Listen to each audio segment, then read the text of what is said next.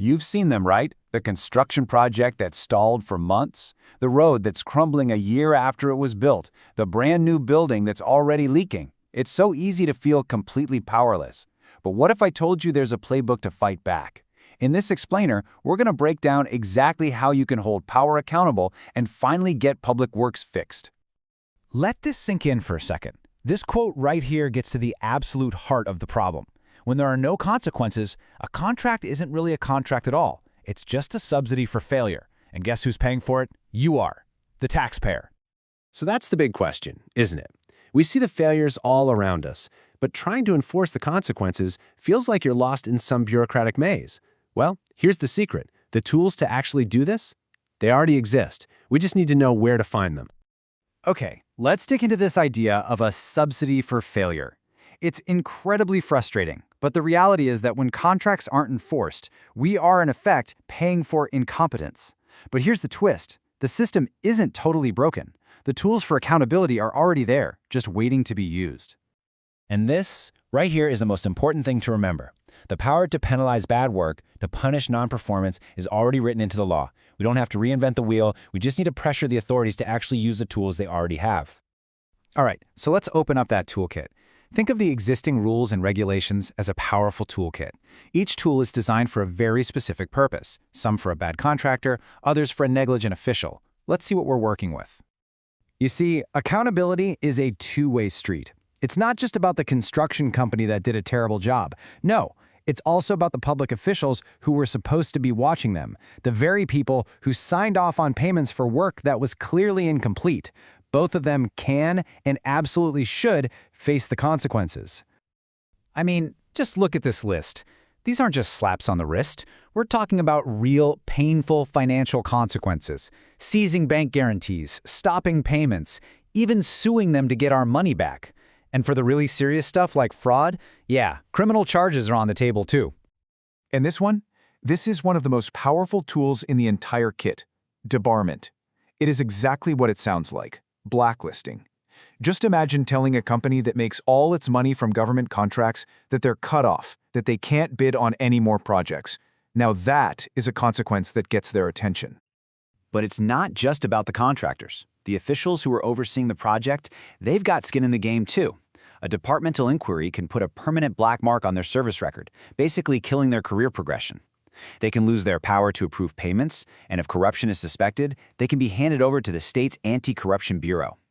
Okay, so we know the tools exist. Now, the big question, how can you, as a regular citizen, actually use them?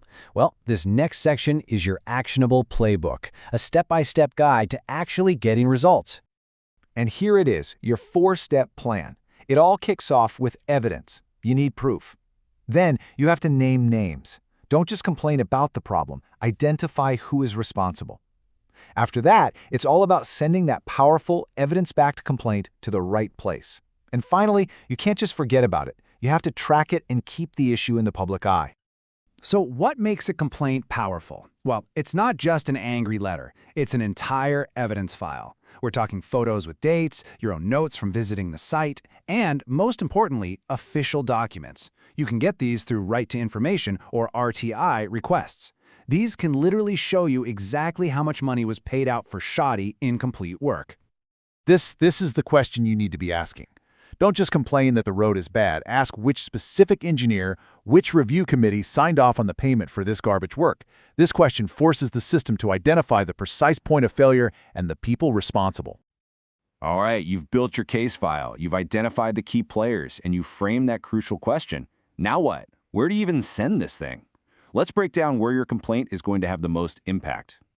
This really breaks it down for you. If you think there's corruption, bribes, collusion, that kind of thing, you go to the state's anti-corruption bodies like the Lokayukta or the Anti-Corruption Bureau. But what if the problem is bigger? A widespread systemic failure to follow any of the rules?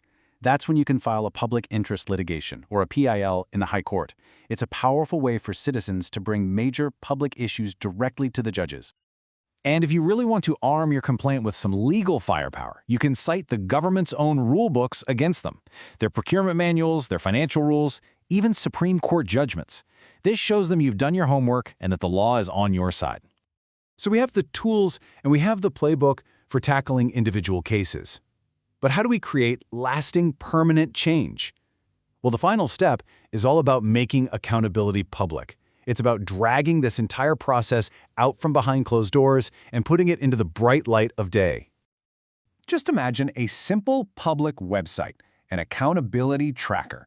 Anyone could go there, look up any complaint about any public project, and see its real-time status. Has a notice been issued? When's the next hearing? Has a fine been paid?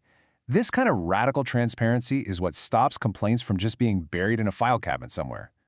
So let's end on that question.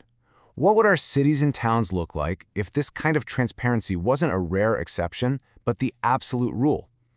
Imagine if every single bridge, road, and public building had a public record of its problems and, more importantly, the consequences.